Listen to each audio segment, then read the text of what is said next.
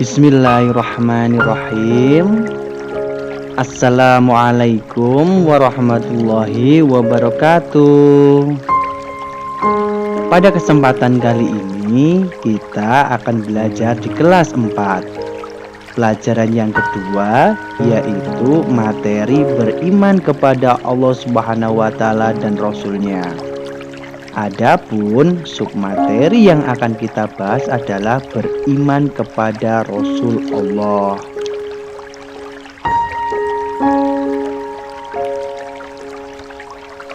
Nah, anak-anakku semua, sebelum kita belajar, mari kita berdoa terlebih dahulu agar Allah memberikan ilmunya kepada kita semua, sehingga menjadikan kita anak-anak yang solih dan solihah.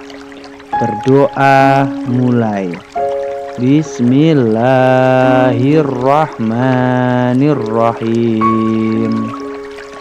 Raditu billahi robba wa bil islami dina wa bi muhammadin nabiyya wa rasula.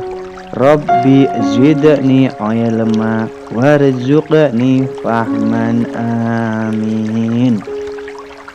Ya anak-anak sekalian, semoga dengan kita membaca doa sebelum belajar, Allah akan memberikan ilmunya kepada kita. Allahumma amin. Nah, pada kesempatan kali ini kita akan belajar mengenai beriman kepada Rasul Allah. Beriman kepada Rasul artinya percaya bahwa Allah Subhanahu wa ta'ala mengutus Rasul-Nya untuk menyampaikan ajaran Islam melalui wahyu. Jadi Allah Subhanahu wa ta'ala itu menyampaikan agama Islam itu melalui perantara para Rasul dan Nabi. Melalui Nabi dan Rasul, ajaran yang Allah berikan, yaitu agama Islam, itu dapat disampaikan kepada manusia. Nah, apa perbedaan Nabi dan Rasul? Nabi itu adalah menerima wahyu dari Allah Subhanahu wa ta'ala untuk dirinya sendiri. Jadi Nabi itu menerima wahyu dari Allah Subhanahu wa ta'ala itu hanya untuk dirinya sendiri. Sedangkan Rasul itu menerima wahyu dari Allah Subhanahu wa ta'ala untuk disampaikan kepada umatnya. Jadi untuk dirinya sendiri dan umatnya itu adalah Rasul. Jadi perbedaannya, kalau Nabi itu menerima wahyu untuk dirinya sendiri, sedangkan Rasul untuk dirinya sendiri dan umatnya. Perbedaan yang kedua, Nabi itu diutus kepada kaum yang sudah beriman. Jadi Nabi itu diutus kepada kaum-kaum yang sudah beriman untuk menebalkan imannya. Sedangkan Rasul diutus kepada kaum yang belum beriman atau kafir. Contoh, Nabi Isa alaihissalam itu mengajarkan agama yang benar untuk menyembah Allah Subhanahu wa ta'ala. Tetapi kaumnya itu banyak yang menyelewengkan ajarannya, sehingga turunlah Rasul Nabi Muhammad SAW.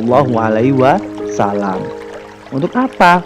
Agar kaum-kaum yang kafir tadi atau belum beriman tadi dapat berubah menjadi beriman, masuk ke dalam Islam dan mendapatkan ajaran yang benar kembali. Seperti itu.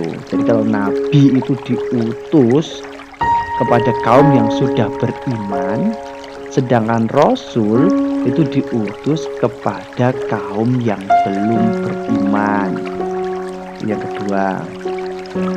Yang ketiga, perbedaan Nabi dan Rasul ada pada jumlahnya. Anak-anak, perlu diketahui bahwa jumlah nabi itu sangat banyak sekali. Banyak sekali. Kurang lebih ada 124.000 nabi. Sedangkan jumlah rasul ada 312. Tetapi yang wajib kita ketahui, jumlah nabi dan rasul itu adalah 25. 25 nabi dan rasul. Ada Nabi Adam, Idris, Nuh, Hud, Soleh, Ibrahim, Lut, Ismail, Ishak, Yakub, Yusuf, Ayub, Zulkifli, Su'aib, Musa, Harun, Daud, Sulaiman, Ilyas, Ilyasa, Yunus, Zakaria, Yahya, Isa, dan Nabi Muhammad SAW. Dari 25 nabi tersebut, ada 5 yang mendapatkan gelar ulul azmi. Apa maksud dari ulul azmi? Ulul azmi artinya rasul yang memiliki keberanian, ketabahan, dan kesabaran yang luar biasa. Nah, rasul yang mendapatkan 5 rasul yang mendapatkan gelar ulul azmi itu ada 5 yang dapat disingkat dengan mim, yaitu ada Nabi Nuh alaihissalam, Nabi Ibrahim alaihissalam, Nabi Musa alaihissalam, Nabi Isa alaihissalam, dan Nabi Muhammad sallallahu alaihi wasallam. Kelima nabi tersebut mendapatkan gelar ulul azmi. Karena apa? Karena memiliki keberanian, ketabahan, dan kesabaran yang luar biasa. Kemudian perbedaan yang keempat, yaitu semua nabi tidak berarti rasul. Tetapi kalau rasul itu sudah pasti menjadi nabi. Jadi kalau nabi itu belum tentu rasul, tetapi kalau rasul itu sudah pasti nabi. Itu yang keempat. Yang kelima yaitu ada nabi yang dibunuh oleh kaumnya. Namun seluruh rasul yang diutus Allah Subhanahu wa taala diselamatkan dari percobaan pembunuhan yang akan dilakukan oleh kaumnya. Seperti Nabi Isa alaihissalam, ini sempat akan dibunuh oleh kaumnya sendiri, tetapi oleh Allah diselamatkan kemudian dibawa ke langit. Jadi sampai saat ini Nabi Isa itu sebetulnya belum dibunuh, dia masih hidup, gitu ya anak-anak.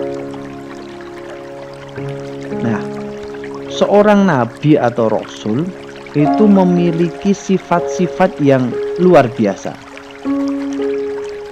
Sifat-sifat nabi dan rasul yang wajib dimiliki, yang pasti dimiliki oleh para nabi dan rasul, yang pertama yaitu sidik.